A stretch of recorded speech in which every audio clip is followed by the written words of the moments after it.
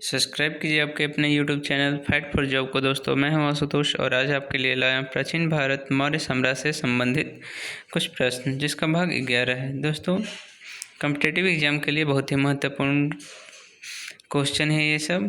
कृपया वीडियो देखें, पूरा देखें, स्किप ना करें। ठीक है दोस्तों, चलते हैं क्वेश्चन पे। पहला क्वेश्चन है, सम्राट अशोक ने वितस्ता नदी के किनारे किस नगर की स्थापना की थी? तो ये है दोस्तों श्रीनगर। ये श्रीनगर की स्थापना की थी। नेक्स्ट है, अशोक ने कलिंग पर कब आक्रमण किया? ये है 261 ईसा पूर्व। 261 ईसा पूर्व में कलिंग पर आक्रमण किया था दोस्तों। नेक्स्ट क्वेश्चन पे चलते हैं हम लोग। युद्ध तथा उसके परिणामों के विषय में अशोक के किस अभिलेख से विस्तृत जानकारी मिलती है? तो ये है 13वें अभिलेख से। ठीक है ये दोस्तों, ये 13वें अभिलेख से उसकी प्राप्त होती है। नेक्स्ट क्वेश्चन है, युद्ध तथा उसके, ये तो हो गया। युद्ध तथा उसके परिणामों के विषय में अशोक के किस अभिलेख से विस्तृत जानकारी मिलती है? तो ये 13वें शिलालेख अभिलेख से मिलती है दोस्तों। नेक्स्ट है, पूर्व में बंगाल तक मौर्य साम्राज्य की विस्तृत होने की पुष्टि अशोक के किस अभिलेख से पता चलता है? यह महास्थान अभिलेख से। ठीक है दोस्तों, ये महास्थान अभिलेख से पता चलता है कि पूर्व में बंगाल तक मौर्य साम्राज्य था। नेक्स्ट है, तिब्बती जनश्रुति के आधार पर अशोक ने नेपाल में किस नगर की स्थापना की? यह है ललितपत्तनम नगर की स्थापना की थी। नेक्स्ट है दोस्तों, नेपाल की तराई से अशोक के कौन 2 अभिलेख प्राप्त हुए हैं? ठीक, तो ये हैं रूमिनदेई और निगलबाग। ये 2 अभिलेख जो हैं नेपाल की तराई से प्राप्त हुए हैं। नेक्स्ट क्वेश्चन पे चलते हैं हम लोग। कलिंग युद्ध के बाद अशोक ने भेरी घोष को त्याग कर कौन सा घोष अपनाया? तो यह है धम्म घोष को अपना लिया था दोस्तों।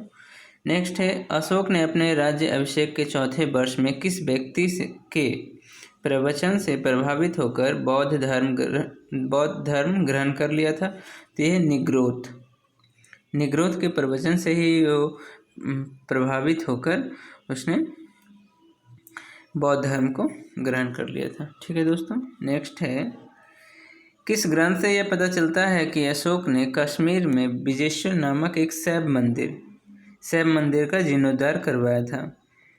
तो ठीक है, तो ये है राजतरंगिणी से। ठीक है दोस्तों, तो राजतरंगिणी से पता चलता है। नेक्स्ट, बराबर पहाड़ियों में अशोक ने आजीविकों को रहने के लिए किन गुहाओं का निर्माण करवाया?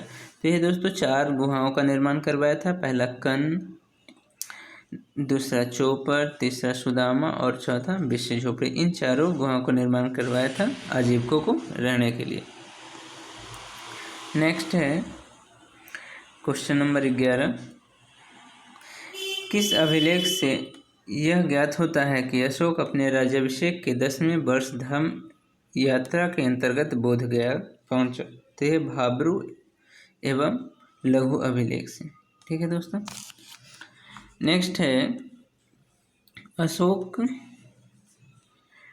अशोक अपने राज्याभिषेक के कितने वर्ष के बाद कनक मुनि बौद्ध स्तूप की लंबाई दुगना करवाया? तो ये 14 वर्ष के बाद जो है कनक मुनि बौद्ध स्तूप की लंबाई दुगना करवाया था अपने राज्याभिषेक के 14 वर्ष के बाद।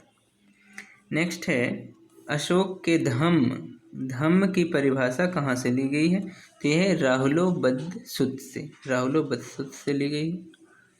नेक्स्ट, अशोक का कौन सा शिलालेख धर्म से संबंधित है? तो ये 8वां धर्म से संबंधित है। तो ये 8वां शिलालेख में धर्म से संबंधित है। ठीक है, धर्म यात्राओं से संबंधित है। नेक्स्ट क्वेश्चन है, अशोक ने किस अभिलेख में राजकीय अधिकारियों को आदेश दिया है कि वह हर 5वें वर्ष के उपरांत दौरे पर जाएं?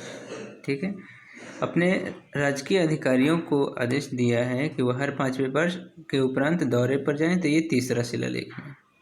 ठीक है दोस्तों, 3रा शिलालेख में। नेक्स्ट है, अशोक ने राष्ट्रीय भाषा एवं लिपि के रूप में प्रयोग किया कौन सा भाषा था? तो पाली भाषा एवं ब्राह्मी लिपि का प्रयोग किया दोस्तों। ठीक है। नेक्स्ट है अशोक के अभिलेख को कितने भागों में विभाजित किया जा सकता? तो यह है 3 भाग में दोस्तों। देखते हैं कौन कौन है। 3 भाग में, पहला शिलालेख, दूसरा स्तंभ लेख और तीसरा गुहा लेख। ठीक है। नेक्स्ट, अशोक के शिलालेख की संख्या कितनी है? तो 14 है, जैसा कि आप जानते हैं 14 शिलालेख की संख्या। नेक्स्ट है काकिनी सिक्के का उल्लेख किस अभिलेख में मिलता है? तो यह महास्थान अभिलेख। ठीक है दोस्तों, ये जो काकिनी सिक्के का जो उल्लेख है जो महास्थान अभिलेख से मिलता है, और यह अभिलेख बंगाल के बोहरा जिले में मिला था, पाया गया था, स्थित है। ठीक है, बंगाल के बोहरा जिले में। नेक्स्ट है सर्वप्रथम अशोक के स्तंभों को पढ़ने में किसे सफलता प्राप्त हुई? ये दोस्तों जेम्स प्रिंसेप को। ठीक है, जेम्स प्रिंसेप को सर्वप्रथम स्तंभ को पढ़ने में सफलता प्राप्त हुई।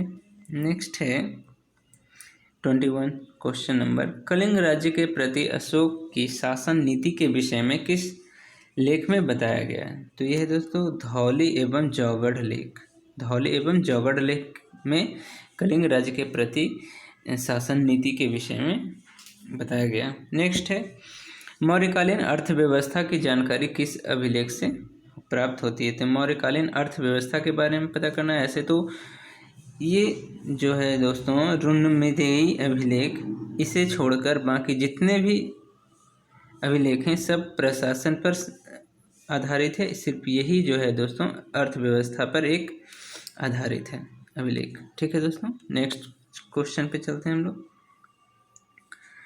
नेक्स्ट है अशोक के स्तंभ लेखाओं की संख्या कितनी है? तो यह है 7। स्तंभ दोस्तों ध्यान रहे, स्तंभ लेखाओं की संख्या कितनी है? 7 है। नेक्स्ट है रज्जुक नामक अधिकारी की चर्चा किस लघु शिलालेख में है? तो यह स्वर्णगिरी लघु शिलालेख में है, जो कि रज्जुक नामक अधिकारी की चर्चा की गई। नेक्स्ट है अशोक की द्वितीय पत्नी का नाम क्या था? तो यह कारुबाकी जो है अशोक की द्वितीय पत्नी का नाम था। नेक्स्ट है दोस्तों दिल्ली मेरठ स्तंभ लेख की खोज किसके द्वारा की गई थी? तो यह 1750 में टिफैन थेलर के द्वारा 1750 ईस्वी में की गई थी। ठीक है। नेक्स्ट क्वेश्चन है अशोक की किस लघु स्तंभ लेख में अपने महापात्रों को संघ भेद रोकने का आदेश देता है? यानी संघ में किसी तरह का कोई भेद न हो, उसे रोकने का आदेश किस लेख में देता है? स्तंभ लेख में। तो इस सांची सारनाथ लघु स्तंभ में। ठीक है दोस्तों, सांची सारनाथ लघु स्तंभ में देता है। नेक्स्ट क्वेश्चन है पशु बलि की निंदा किस शिलालेख में की गई है? तो यह है दोस्तों प्रथम शिलालेख में पशु बलि की निंदा की गई है। ठीक। नेक्स्ट है अशोक ने मनुष्य और पशु दोनों की चिकित्सा व्यवस्था का उल्लेख किस अभिलेख में किया गया है? तो यह है दूसरा शिलालेख में। ठीक है, दूसरा शिलालेख में किया गया है।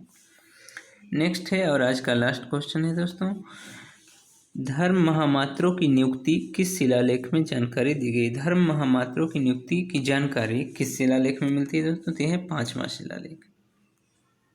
ठीक है दोस्तों, तो आज के लिए इतना ही। मिलते हैं फिर नेक्स्ट वीडियो में। तब तक के लिए दोस्तों वीडियो को देखें, लाइक करें, कमेंट करें, सब्सक्राइब करें और अपने दोस्तों के साथ शेयर करें। ठीक है दोस्तों, धन्यवाद।